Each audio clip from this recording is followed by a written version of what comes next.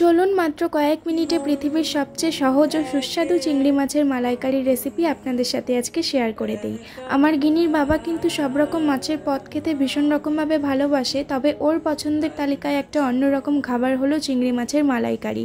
যেদিন ভাতের পাতের এক কোণে একটু চিংড়ি মাছের মালাইকারি পড়ার সম্ভাবনা থাকে, সেদিন কিন্তু ও আর অন্য কোনো খাবারই খায় না, শুধু এই মালাইকারিটা দিয়েই সম্পূর্ণ ভাত খেয়ে উঠে পড়ে। আজকে ও এনেছিল এরকম ছোট ছোট চিংড়ি মাছ, খুব বড় সাইজের হলে ব্যাপারটা আরও জমে যায়। এই মাছটা কিন্তু খুব ভালোভাবে পরিষ্কার করে নিয়েছি। বারবার মাছটাকেই দেখাচ্ছি, তার কারণ হলো মাছের এপিঠে আর ওপিঠে কিন্তু একটা কালো শিরা থাকে, এই শিরাটাকে খুব ভালোভাবে পরিষ্কার করতে হয়। এটা পরিষ্কার না করলে কিন্তু অ্যালার্জি বা পেট ব্যথার চান্সেস থাকে। মাছটা ভালোভাবে পরিষ্কার করে নিয়ে নুন হলুদ দিয়ে ম্যারিনেট করে রেখে দিলাম 10 মিনিটের জন্য। আর এদিকে একটা বাটিতে কিন্তু সামান্য গরম জলে পেঁয়াজ রসুন আর আদা কুচি করে রেখেছি। কেন জলে ভিজিয়ে রেখেছি সেটা আমি একটু পরে জানাচ্ছি, তার আগে চলুন মাছটা ভেজে নেই। চিংড়ি মাছ ভাজতে কিন্তু 4 থেকে 5 মিনিট সময় লাগে, খুব বেশি সময় লাগে না। আর বেশি সময় ধরে ভাজতে নিলে কিন্তু ব্যাপারটা পুড়ে যাবে, তখন খেতে একদমই ভালো লাগে না আর প্রচণ্ড চিমড়ে হয়ে যায়। এবারে তেলের মধ্যে দিয়ে দিচ্ছি আলু। মালাইকারিতে সাধারণত আলু চলে না, তবে গিনির বাবার পাতে আলু পড়তেই হবে। আলুটা যে কোনো তরকারিতে ওর ম্যান্ডেটরি, ভীষণ পছন্দ করে, তাই আমি আলুটা দিচ্ছি। আপনারা চাইলে আলুটা স্কিপ করতে পারেন। এবারে ওই তেলের মধ্যে আরও কিছুটা তেল দিয়ে দেবো তেজপাতা আর জিরে ফোড়ন হিসেবে। তার মধ্যে দিয়ে দেবো আমার শিলে বেটে রাখা মশলা। এবারে আমি বলছি কেন মশলাটা আমি জলে ভিজিয়ে রেখেছিলাম, মানে পেঁয়াজ রসুন আর আদা। চিংড়ি মাছের মালাইকারিতে কিন্তু চিংড়ির ফ্লেভারটাই আসল, কিন্তু এর মধ্যে পেঁয়াজ রসুনও বেশি পরিমাণে ইউজ করতে হয় একটা থকথকে ভাব আনার জন্য। কিন্তু বেশিরভাগ সময় কি হয়, বেশি পরিমাণে চিংড়ি মাছে পেঁয়াজ রসুন ইউজ করলে পেঁয়াজ রসুনের ফ্লেভারটাই পুরো তরকারিতে মমা করে, চিংড়ির ফ্লেভার উধাও হয়ে যায়।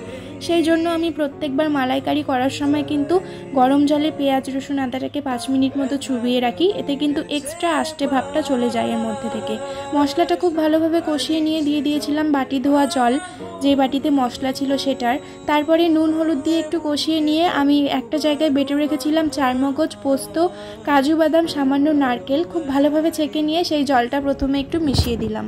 এই ক্ষেত্রে কিন্তু আপনারা নারকেলের দুধের পরিবর্তে কাঁচা দুধও ব্যবহার করতে পারেন, এটা টোটালি অপশনাল, অথবা গুঁড়া দুধও মিশিয়ে নিয়ে কিন্তু ব্যবহার করতে পারেন। এই নারকেলের দুধটাতে আমি হাফ চামচ পোস্ত, 1 চামচ চারমগজ, 6 থেকে 7টা কাজু বাদাম যেটা আগে থেকে ভিজিয়ে রেখেছিলাম, তারপরে ওর মধ্যে কিন্তু 2 থেকে 3টে লম্বা লম্বা 2 থেকে 3 ইঞ্চির নারকেলের স্টিক দিয়ে খুব ভালোভাবে শিলে বেটে নিয়েছিলাম। তারপরে সমস্তটা ভালোভাবে ছেঁকে নিয়ে ইউজ করেছি।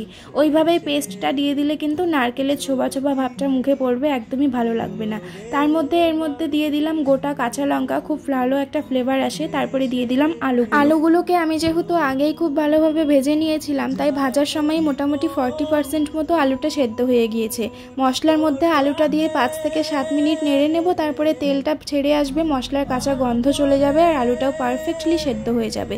এবারে এর মধ্যে দিয়ে দেব আগে থেকে ভেজে রাখা চিংড়িগুলো দেওয়ার পর কিন্তু একটু কষাতে হবে, তবে খুব বেশি কষালেও চলবে না। অতিরিক্ত কষিয়ে নিলে কিন্তু চিংড়িটা আর নরম থাকবে না, একেবারে চিমড়ে হয়ে যাবে, তখন খেতে একটুও ভালো লাগবে না। ব্যাস, আমাদের মালাইকারি কিন্তু একেবারে হওয়ার মধ্যে, চিংড়িটাকে দিয়েও ভালোভাবে কষানো হয়ে গিয়েছে। এবারে এর মধ্যে দিয়ে দেব ফুটন্ত জল। এবারে জল দেওয়ার পর কতক্ষণ ফুটিয়ে নেবেন সেটা কিন্তু আপনাদের উপরে নির্ভর করবে। চিংড়ি মাছের মালাইকারি সাধারণত একটু মাখো মাখো হয়, তবে এই গ্রেভিটা খেতে ভীষণ ভালো লাগে। অনেকে আবার একটু পাতলাও রাখেন, সেটা আপনাদের ওপর টোটালি ডিপেন্ড করবে।